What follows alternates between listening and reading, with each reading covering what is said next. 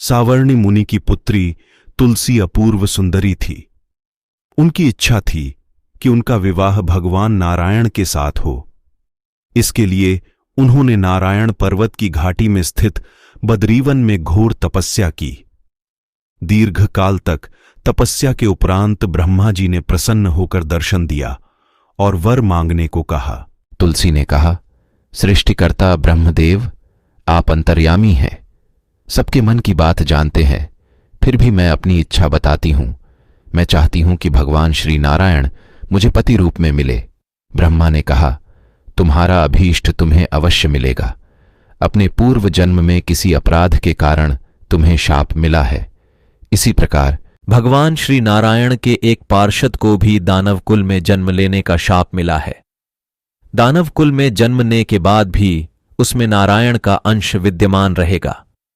इसलिए इस जन्म में पूर्व जन्म के पाप के शमन के लिए संपूर्ण नारायण तो नहीं, नारायण के अंश से युक्त दानव कुल जन्मे उस शापग्रस्त पार्षद से तुम्हारा विवाह होगा। शाप मुक्त होने पर भगवान श्री नारायण सदा सर्वदा के लिए तुम्हारे पति हो जाएंगे। तुलसी ने ब्रह्मा के इस वर को स्वीकार किया, क्योंकि मानव कुल में जन्म के कारण उसे मायावी भोग तो भोगना ही था। तुलसी बद्रीवन में ही रहने लगी। नारायण का वह पार्षद दानव कुल में शंखचूड़ के नाम से पैदा हुआ था। कुछ दिनों के बाद वह भ्रमण करता हुआ बद्रीवन में आया। यहां तुलसी को देखते ही वह उस पर मुग्ध हो गया। तुलसी के सामने उसने अपने साथ विवाह का प्रस्ताव रखा। इतने में ही वहां ब्रह्मा जी आ गए और तुलसी से कहा, तुलसी, शंखचूड को देखो, कैसा देवोपम इसका स्वरूप है।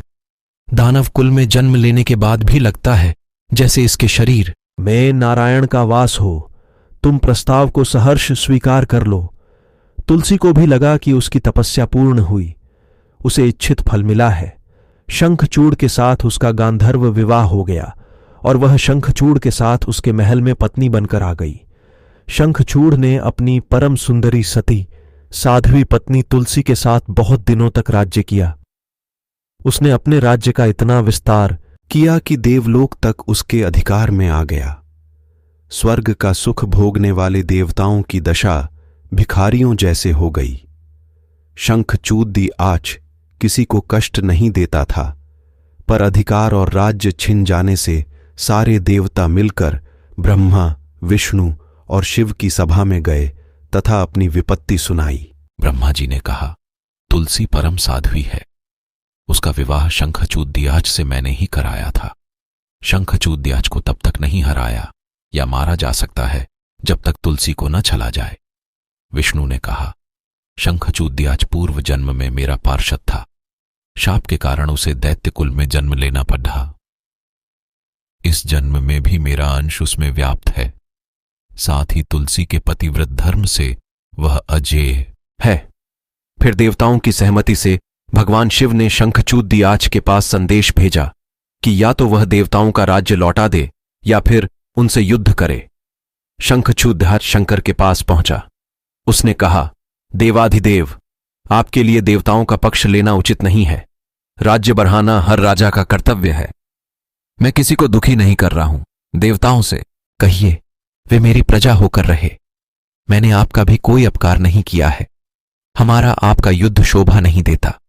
अगर आप हार गए तो बड़ी लज्जा की बात होगी। मैं हार गया तो आपकी कीर्ति बहुत अधिक नहीं बढ़ेगी। भगवान शंकर हंसे। वे तो सब रहस्य समझते थे। तुलसी और शंखचूड के पूर्व जन्म के शाप की अवधि लगभग पूरी हो चुकी। बोले, इसमें कीर्ति और लज्जा की बात नहीं। तुम देवों का राज्य लौटाकर उन्हें उनके पद पर प्रतिष्ठित होने दो। युद्ध से बचने का यही एक उपाय है। शंखचूड ने कहा, मैंने युद्ध के बल से देवलोक जीता है। कोई उसे युद्ध के द्वारा ही वापस ले सकता है। यह मेरा अंतिम उत्तर है। मैं जा रहा हूं।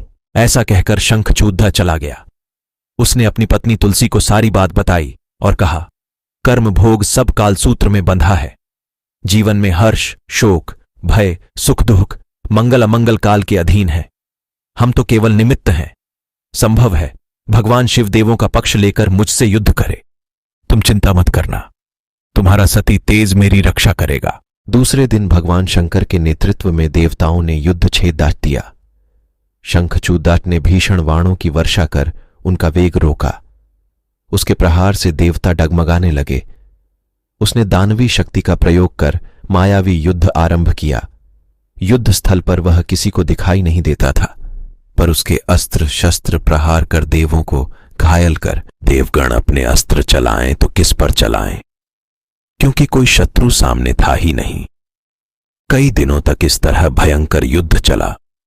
शंखचूदाच पराजित नहीं हुआ। तब शिव ने विष्णु से कहा, विष्णु, कुछ उपाय करो, अन्यथा मेरा तो सारा यश मिट्टी में मिल जाएगा। विष्णु ने सोचा, बल से तो शंखचूदाच को हराया नहीं जा सकता, इसलिए छल का सहारा लेना होगा। उन्होंने तुरंत अपना स्वरूप शंखचूदाच जैसा बनाया और अस्त्र शस्त्र से सज्जित हो तुलसी के पास आए। बोले, प्रिय, मैं युद्ध जीत गया। सारे देवता भगवान शंकर समेत हार गए। इसकी खुशी में आओ मैं तुम्हें अंक से लगा लूं। पति को प्रत्यक्ष खड्डह देख तथा विजय का समाचार सुन वह दौड़ ढचकर मायावी शंखचूदाच के गले से लिपट गई। इस प्रकार पति पत्नी दोनों ने आलिंगन हो खूब खुशी मनाई। पर पुरुष के साथ इस प्रकार के व्यवहार से उसका सती तेज नष्ट हो गया। उसका सती तेज जो शंखचूदाच की कवच के रूप में रक्षा कर रहा था, वह कवच नष्ट हो गया। शंखचूद शक्तिहीन हो गया। यह जानते ही भगवान शंकर ने अपने त्रिशूल से प्रहार किया। त्रिशूल के लगते ही शंखचूद जलकर भस्म हो गया। शंखचूद के मरने को जानकर विष्णु अपने असली स्वरूप में आ गए। सामने अपने पति शंखचूद के स्थान पर भगवान विष्णु को खड्डा आदि देख तुलसी बहुत विस्मित हुई। उसको पता लग गया कि स्वयं नारायण ने उसके साथ छल किया है।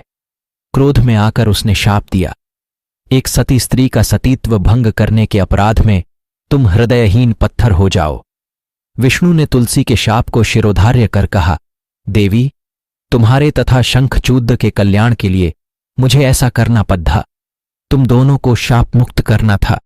तुम भी अब शरीर त्याग कर तुलसी बिरवा के रूप में जन्म लोगी और मेरी पूजा तुलसी दल से होगी। मैं शालग्राम पत्थर बनूंगा। मेरे शीश पर तुम आदर से विराजमान होगी। तुम्हारे पति की हड्डियों के चूर्ण से शंख की उत्पत्ति होगी। उस शंख ध्वनि से देवताओं तथा मेरी पूजा आराधना होगी। जहां शंख ध्वनि होगी वहां मंगलमय मैं विराजमान रहूंगा। तुमने पूर्व जन्म में बदरीवन में मुझे पाने के लिए बड़ी तपस्या की थी। मैं शालग्राम पत्थर बनूंगा। मेरे शीश पर तुम आदर से विराजमान होगी। तुम्हारे पति की हड्डियों के चूर्ण से शंख की उत्पत्ति ओ अगले जन्म में मैं नारायण प्रस्तर के रूप में बद्रीनाथ वन में स्थापित होऊंगा और मेरी पूजा अर्चना फल फूल से न होकर तुम्हारे तुलसी दल से होगी। मेरे शीश पर विराजमान होकर तुम मुझसे भी ऊंचा पद प्राप्त करोगी।